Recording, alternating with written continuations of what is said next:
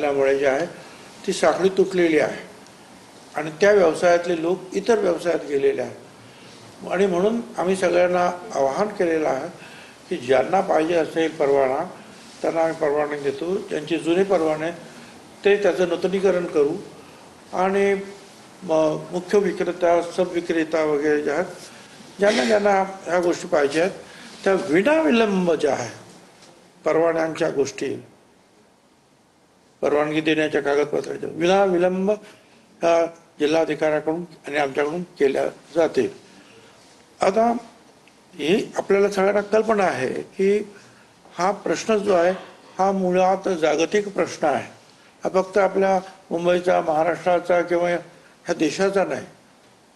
तर ही जी काही Iran America आणि ह्या सगळ्या ज्या गोष्टी चाललेल्या आहेत होर्मुझची खाडी वगैरे आणि तिथून सगळ्या जगालाच हा जो आहे हा पुरवठा जो आहे कमी जास्त प्रमाणात होतो आणि त्यामुळे युरोपपासून तर जपानपर्यंत अक्षरशः अमेरिकेमध्ये सुद्धा त्याचे भाव वाढलेले आहेत डिझेल पेट्रोलचे.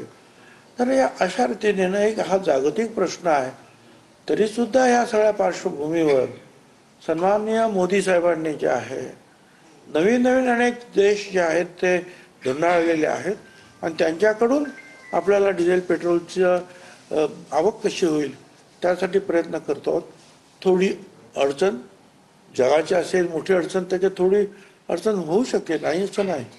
पण मला असं वाटतं की इतर देशांच्या मानाने अतिशय चांगली परिस्थिती आज तरी आपल्या देशामध्ये आहे.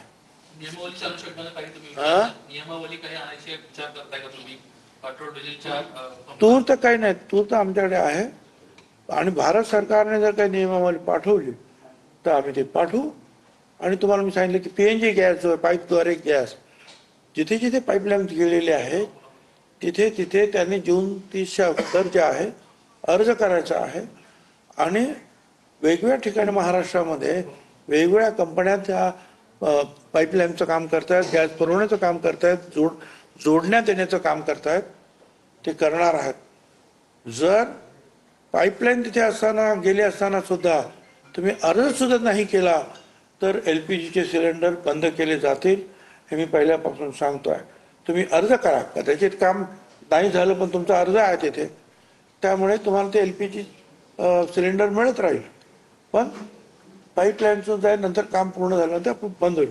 पण तुम्ही त्याच्याकडे दुर्लक्ष केलं आणि अर्ज सुद्धा नाही केला.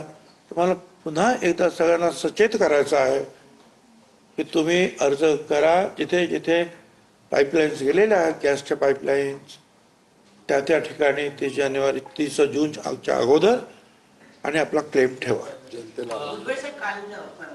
म्हणजे काल शरद पवार साहेबांनी मोदी साहेबांचं कौतुक केलं त्यामुळे संजय राऊत जरा नाराज झाले. ते म्हणतात की महाविकास आघाडीतल्या आमचा तरी पक्षाचं असं काही मत नाहीये की मोदी साहेब सिच्युएशन चांगल्या पद्धतीने हँडल करतात. असं आहे की आदरणीय पवार साहेबांचं चांगल्याला चांगलं ते म्हणतात, कौतुक करतात.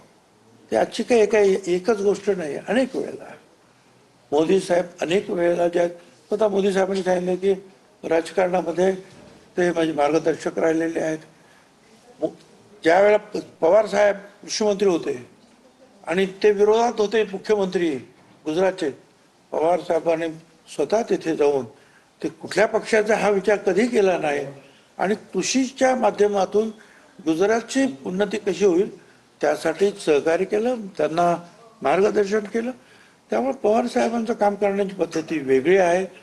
ते एक विरोधी पक्षाच्या याला विरोधी पक्ष म्हणून समजतात, शत्रू पक्ष म्हणून समजत नाहीत. परंतु याचवेळी अनेक लक्षात आहे की शरद पवारांची भूमिका ही दुहेरी वाटते का? कारण की अजिबात नाही. ज्या वेळेला राष्ट्रीय प्रश्न निर्माण होतात आणि योग्य रीतीने हाताळणी त्याची होते असं त्यांना दिसलं त्या वेळेला त्यांच्या बरोबर ते उभे राहतात. राहुल गांधी एकीकडे भाजपच्या विरोधात लढतात. अच्छा, प्रत्येकाचा जो आहे ना विचार करण्याचा मुद्दा वेगळा आहे आणि लोकशाहीमध्ये प्रत्येकाला बोलण्याचा अधिकार आहे. पण पवार साहेब हे अतिशय ज्येष्ठ नेते आहेत आणि त्यांचे जे सर्व पक्षांबरोबर तसे चांगले संबंध आहेत. राजकारणामध्ये ते विरोध करतील पण काही चांगल्या गोष्टी तयार झाल्या आणि देशापुढचे काही प्रश्न निर्माण झाले तर त्याच्यामध्ये सहकार्य करण्यासाठी सुद्धा ते पुढे असतात. मराठवाड्यामध्ये सर अनेक ठिकाणी की रेशनिंग मराठवाड्यात अनेक ठिकाणी पेट्रोल डिझेलवर रेशनिंग सुरू असल्याची परिस्थिती आहे. मोजकच डिझेल देतात. असं आहे की मराठवाड्यातला एखादा कुठला तुम्ही जिल्हा तालुका काही सांगितलं तुम्ही जनरल स्टेटमेंट आपल्या देशामध्ये हे असं नाही करणार. कुठे झालं असेल कुठे झालं असेल तर त्या ताबडतोब आता आम्ही मंत्रालयात जाऊन त्याची चौकशी करतो. वाहन नेटले सर एक प्रश्न आहे की आज आता हा पक्षप्रवेश झालाय, सुनील तटकरे साहेब आले नाहीत. काही कामामध्ये असतील. आता आम्ही आहोत ना. हा पक्ष जेव्हा निर्माण झाला राष्ट्रवादी काँग्रेस पक्ष, तर पवार साहेबांच्या खांद्याला खांद्याला छगन भुजबळ होते का नाही स्थापनेपासून. त्यामुळे ती ज्येष्ठता जे आहे ते आहे. त्यामुळे तर त्यांनी सांगितलं ज्येष्ठ नेते म्हणतात काय अर्थ कसं आहे. पक्ष निर्माणच झाला या शेजारच्या A10 मध्ये A10 मध्ये. हे जन्मस्थान आमच्या पक्षाचं. घटना तिथेच लिहिली गेली, झेंडा तिथेच तयार केला गेला, चिन्ह सुद्धा तिथेच तयार केलं गेलं. 1000 ऍफिडेव्हिट ते सुद्धा तिथेच तयार केले. शेजारीच आहे तुम्हाला A10. आणि हल्ला सुद्धा तिथेच माझ्यावर झाला. वाचलो ही गोष्ट वेगळी. ह्यालाच जोडून प्रश्न आहे. खरं तर राष्ट्रीय कार्यकारिणीची जी लिस्ट आली आहे त्याच्यामध्ये प्रफुल्ल पटेल, सुनील तटकरे यांचं पद नाहीये. आता ते नाराज आहेत का पक्षात? त्याचमुळे ते पक्षाच्या वेगवेगळ्या बैठकांना किंवा कार्यक्रमांना आताच जे आहेत ना सुनील तटकरे जे आणि आम्ही 1.5-2 तास आताच आम्ही जे सुनेत्राताई, पार्थदादा वगैरे जे त्यांच्याबरोबर बसलेलो होतो. चर्चा चालू होते. तुम्ही कशाला पेटवा करता.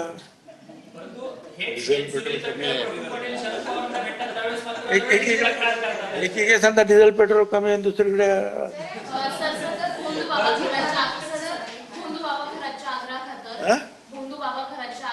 सुनील तटकरे यांनी माणिकराव कोकाटे यांचं खातं काढून घेण्यास अजित पवारांना भाग पडल्याचं वक्तव्य उदयकुमार आहेर यांनी केले. कसं पाहताय? तर ते फार चुकीचं आहे.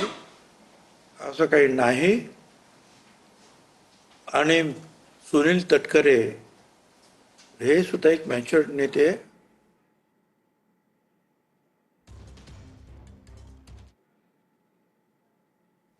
स्टेटमेंट आहे ते जे काही केलं ना ते कोण तो बाबा आणि ते बाबाच्या सांगण्यावरून बाबाच्या सांगण्यावरून असं काही राजकारणामध्ये आम्ही काही करत नाही, तेही काही करत नाही.